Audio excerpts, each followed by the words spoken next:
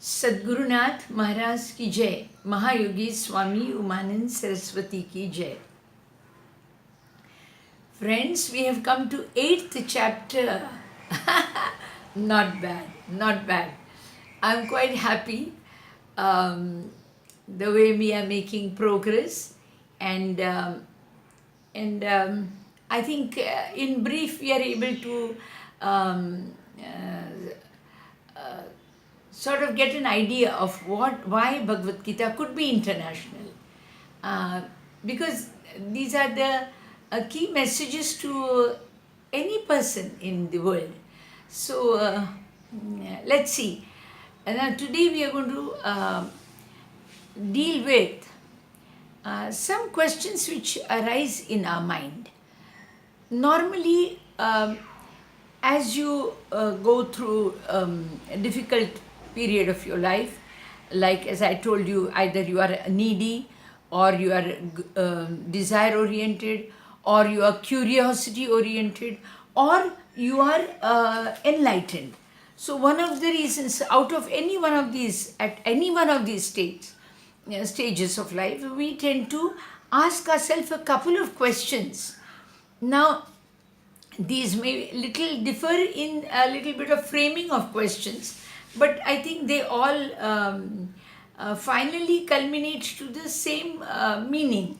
Like some questions which arose in my mind at times when I was going through a bad phase and all. So first thing I wanted to know was, who is God and where is He?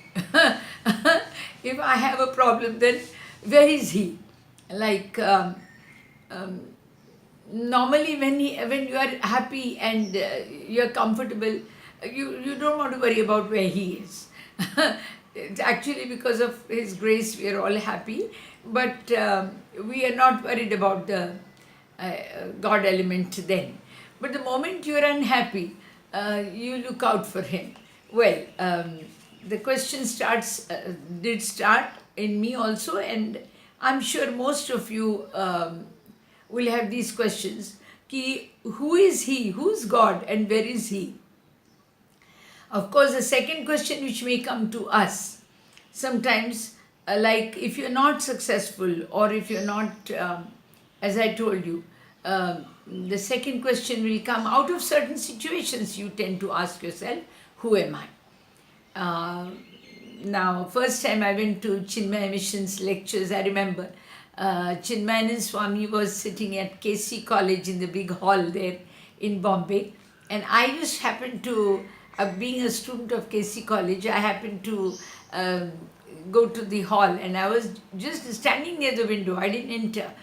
But he happened to say, who am I? Who are you? And then he looked at me and he said, and who is she? And I know I was just 16 or 17, but then I remember that question.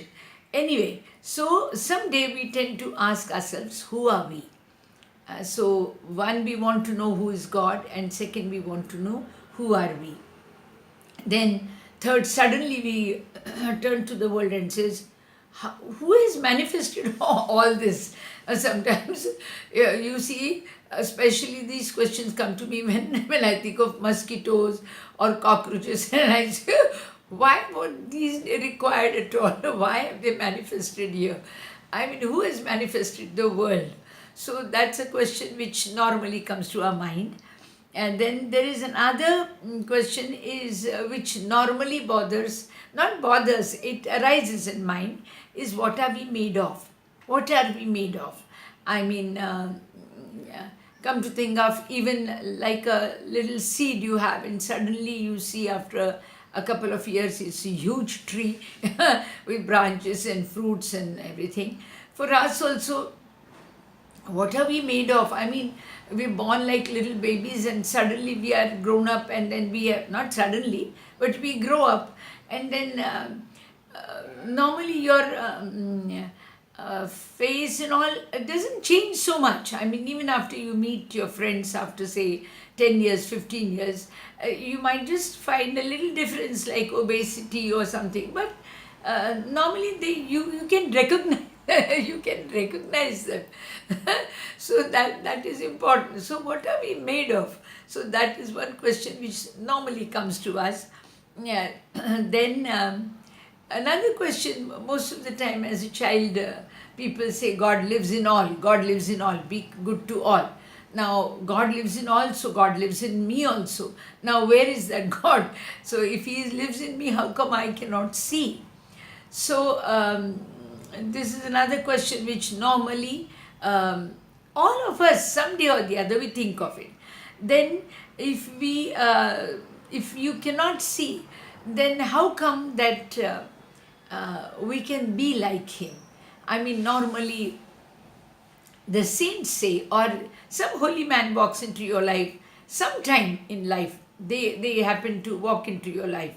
It's not almost 99% of us, either we find them in the temples or the masjids or church, and we come across some holy priest or a holy teacher, and they tend to say, no, no, child, you are His very form, and God dwells in you. And then and He says it's important to know Him. So and how can He be realized? Well, these are just a few questions which come to us, and trust me, the same questions have been posed in chapter 8. The terminology changes because they are philosophic terms, and they are in a particular language. So the terminology might change, but the questions are the same. Now, those which questions are given in chapter 8, they are actually the answers to the questions we have just posed. So let us say, if suppose I say, who is God? Now, so let's say if there is a simplified answer in this chapter. He says anything which is imperishable is God. So whatever doesn't perish, doesn't end, He is God. Now this is simple definition. We will hold on to simple definitions because we want Bhagavad Gita in a simplified manner. So we will just remember anything that is not going to perish, not going to end, not going to disappear from your life when you need most.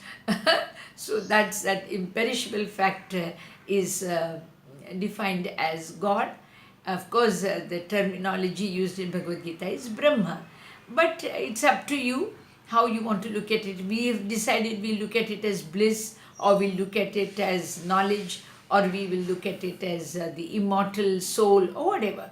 So just one simple definition that what is God? So let's say God is an imperishable element, or I won't say element, something imperishable which does not end. And because it does not end, let's say it does not get born. So it's an unborn element which does not end. So this is the definition of God. How you would like to define, you decide. But let's get this, these are like pointers. Let's treat them as that. Then the second question which comes is, who am I? So obviously, now when you look at ourselves, you know that what are we made of? So we are actually made of spirit and matter. And this I have already explained earlier.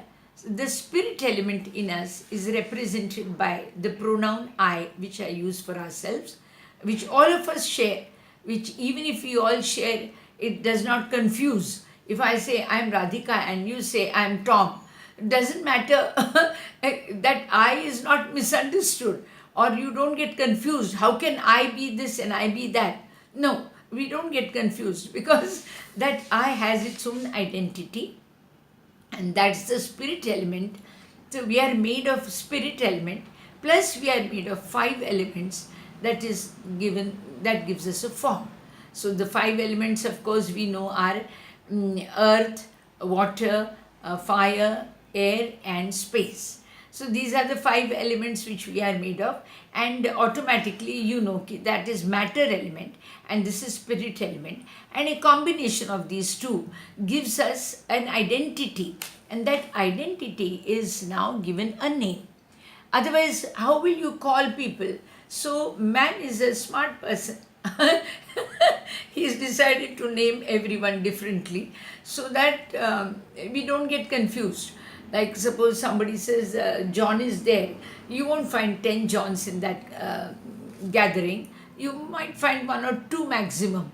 So all of us have that name is like your identity, but that identity is given by the parents or mankind, and the spirit is not given by anybody. The I element is inborn and it is birthless and deathless. So we are made of that bit of spirit, and we've been also made of matter. Matter is those 5 elements. Now we want to also know who has made this world. Now when you look at ourselves, you know you have a place in the world, and sometimes you like it, sometimes you don't. I mean, sometimes you feel, my God, it's so hot, or it's rainy, and then we wonder, well, who's made all this? So our curiosity is there, and we want to know who's made the world. So the definition here is given very beautifully. It tells that whatever is manifested without personal efforts put in. Without personal efforts put in. I have not given birth to air, to space, to earth, not to trees, not to grass, nor to flowers and fruits and all. They are just born. So the entire manifestation which is born without anybody putting in personal effort is defined as karma. So we have the definition of Brahma, that is the imperishable element, that is God.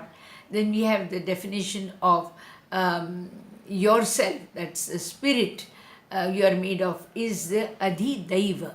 The words you can forget. We are just giving you the words because they are there in chapter 8, and those who wish to read them, of course you can find the book on the Kindle and or anywhere else, but my book is available on Kindle. So you get this Adhibhut, you are made of those 5 elements. Then Adhidaiva is the indwelling spirit. In those 5 elements has taken a form. Therefore the spirit which dwells in it is the Adhidaiva. It has got into it accidentally, or the spirit was there and the matter has given a coverage to it and created a form, and in which the spirit dwells. It's like a home, a particular home for each spirit. So the spirit dwells here, that is Adhidaiva dwells in Adhibhut. Now the moment you know the difference between the two, the one who realizes that there is difference between the spirit and the matter, and he is considered as enlightened, and that word used is Adhiyajna. So these are 3 words. Then we have Brahma, Karma, and one more word which was used was Adhyatma. Adhyatma is normally considered as philosophy. So what is philosophy? So to understand the nature of Brahma, we have just understood one word, that is imperishable.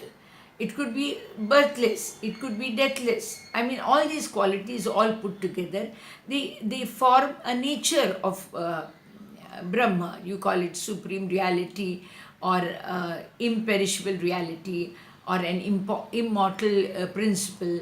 And to know its meaning, or to know it in with all aspects of it, is known as Adhyatma, that is philosophy.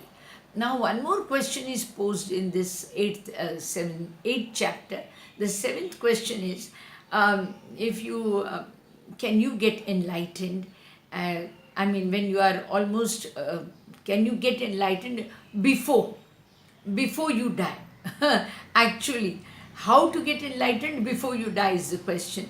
But those who get enlightened before they die, they will be liberated.